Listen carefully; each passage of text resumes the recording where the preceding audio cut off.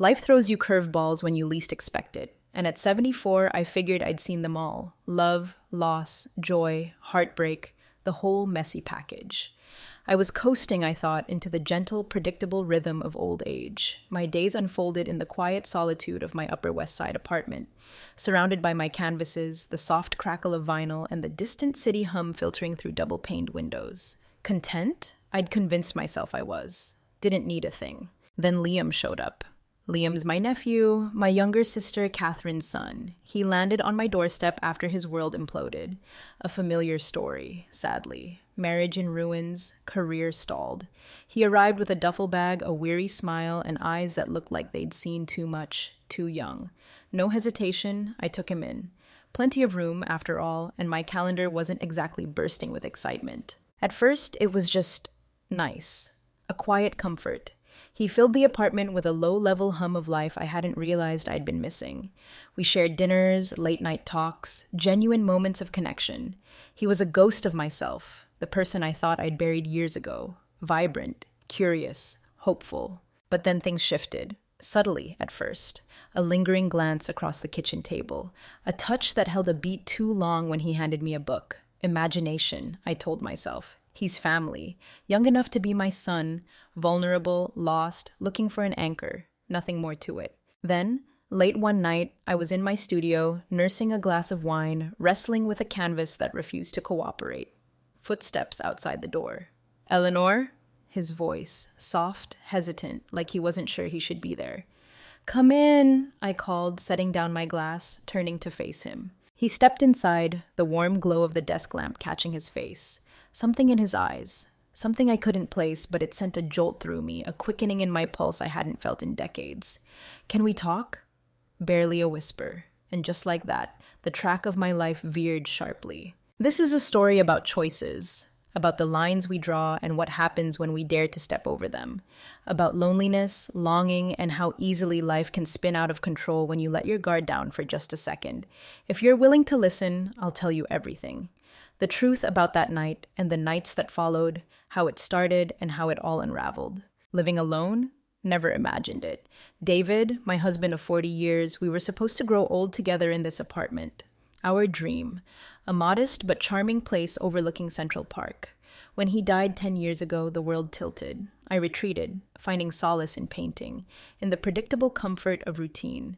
Coffee at dawn, a walk in the park, hours lost in my studio. My work, that was my anchor. Landscapes, still lifes, portraits.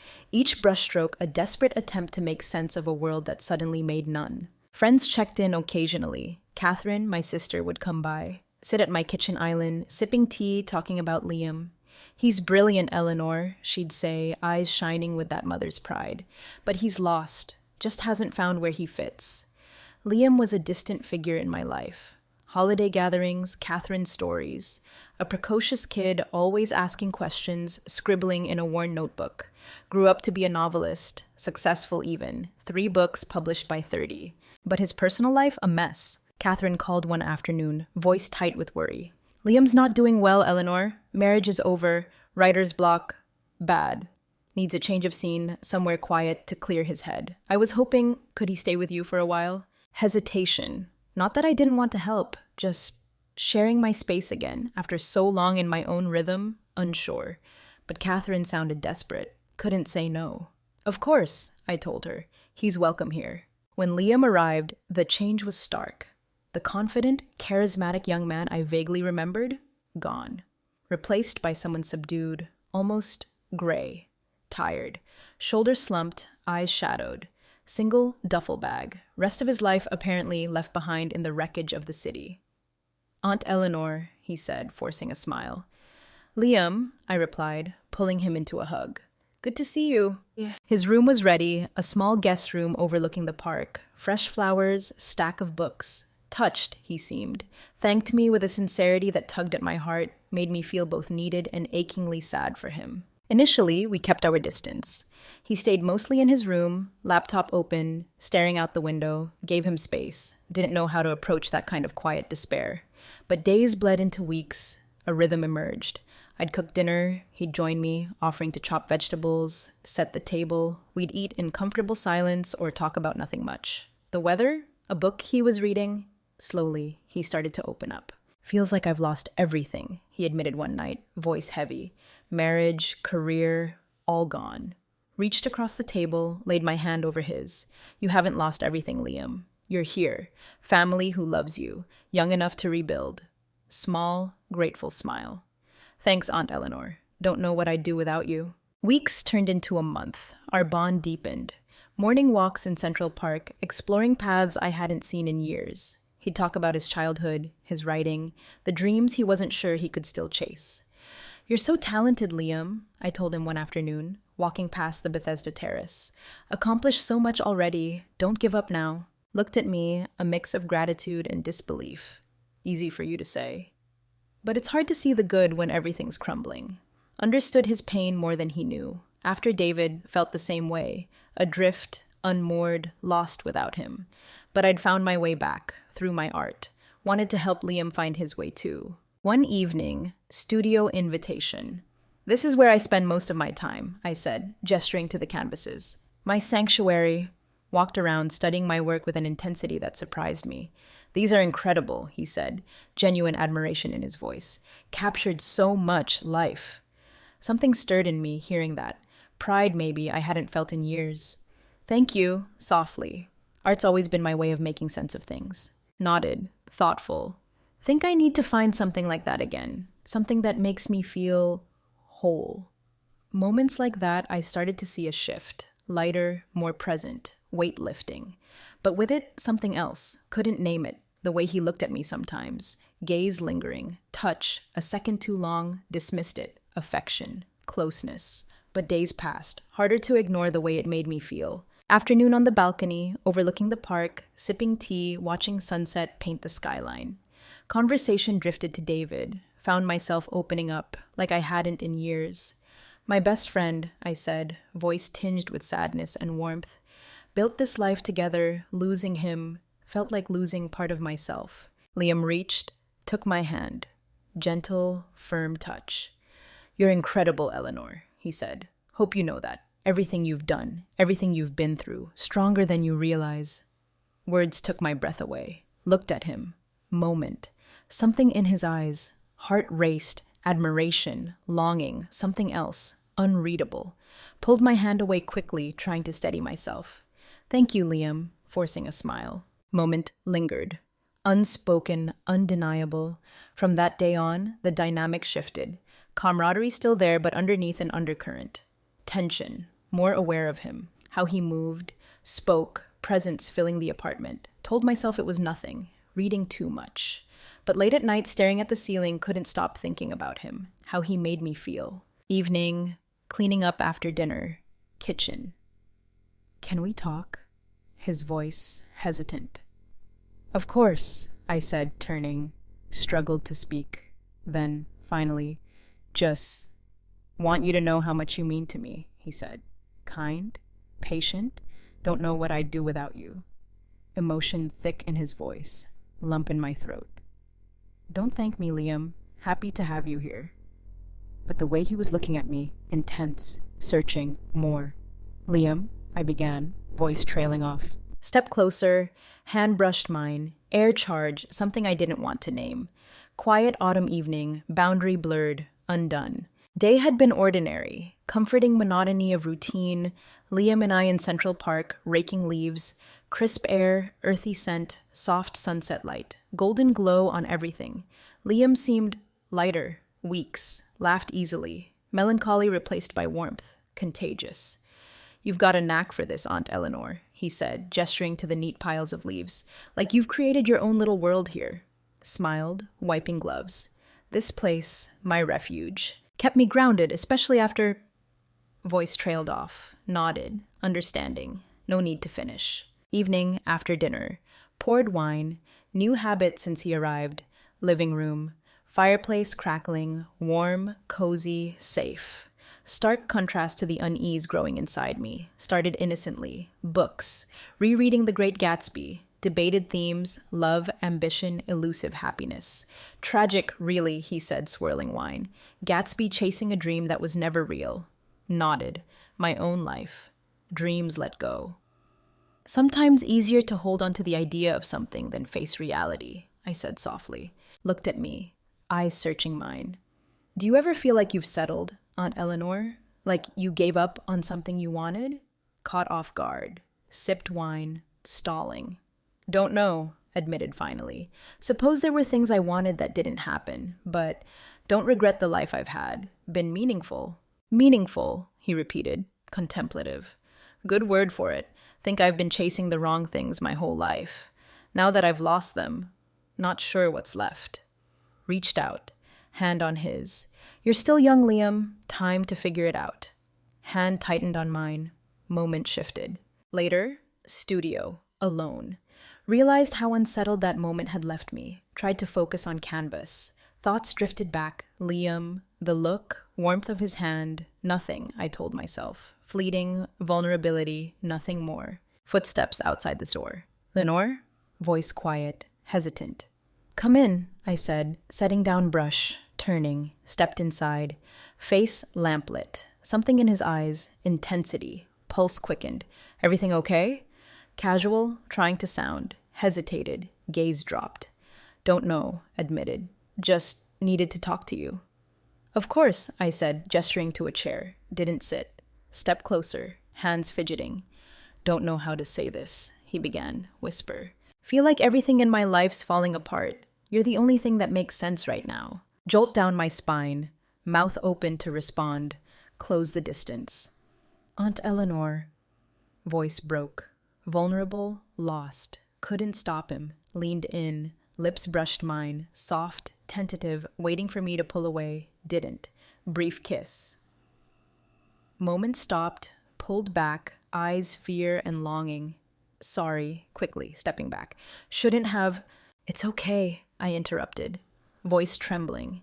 You're going through a lot. Understand. Even as I said it, knew it wasn't true. Not okay. Didn't understand the feelings it stirred. Nodded, shoulders slumping. Defeat. I'll go, turning to leave. Liam, wait. Why did I stop him? Didn't want him to leave like that? Shame and regret. Part of me didn't want him to leave at all. Turned back. Expression unreadable. You're not alone in this, I said softly. Whatever you're feeling, we can figure it out together. Stared, deciding whether to believe me, then nodded. Faint smile. Thank you, whisper. Days a blur of emotions. Didn't talk about it. Tension palpable. Glance, touch, shared moment, charged. Unspoken understanding. More aware of him than ever, how he moved, spoke, presence filling the apartment. Kiss opened a door. Didn't realize it was there. Now couldn't close it. Evening. Balcony. Sunset. Do you ever feel like you're living someone else's life? Quiet, steady voice. Surprised. What do you mean? Like you've made so many compromises, how don't even recognize yourself anymore? David. Life together, sacrifices, dreams let go. Allowed myself to admit it. Yes, finally. Think everyone feels that way sometimes. Nodded. Gaze fixed on skyline. Don't want to feel like that anymore. Words hung in the air, heavy. Night, bed, couldn't stop thinking. Him, the look, words, heartache, longing and fear, wrong. Nephew, sister's son. But in that moment, not just nephew, man. Vulnerable, lost, searching. Something I wasn't sure I could give, and for the first time in years, alive. Kiss. Brief. Impact lingered. Every corner of the apartment, memory, warmth of lips, vulnerability in eyes, my own pulse quickening, unreason. But cold light of day, guilt, suffocating shroud. Nephew, mistake. Desperate, fractured. Still a mistake. Days, avoided each other. Liam, room, coffee, food, painting, aimless strokes. Chaotic, couldn't focus. Thoughts circling, him, that moment. Unspoken tension, thick fog. Third day, broke silence. Kitchen table, tea growing cold. He walked in, hesitant, confidence gone, tentative, unsure. Morning, low voice. Good morning, I replied, casual, trying. Voice trembled, turmoil beneath, sat across, hands clasped, silence, unbearable. Cleared throat. Aunt Eleanor, about the other night. Hand up, stopping him. Liam, we don't need to talk about it. Mistake. Moment of confusion. flinched, jaw tightened. Is that all it was to you? A mistake?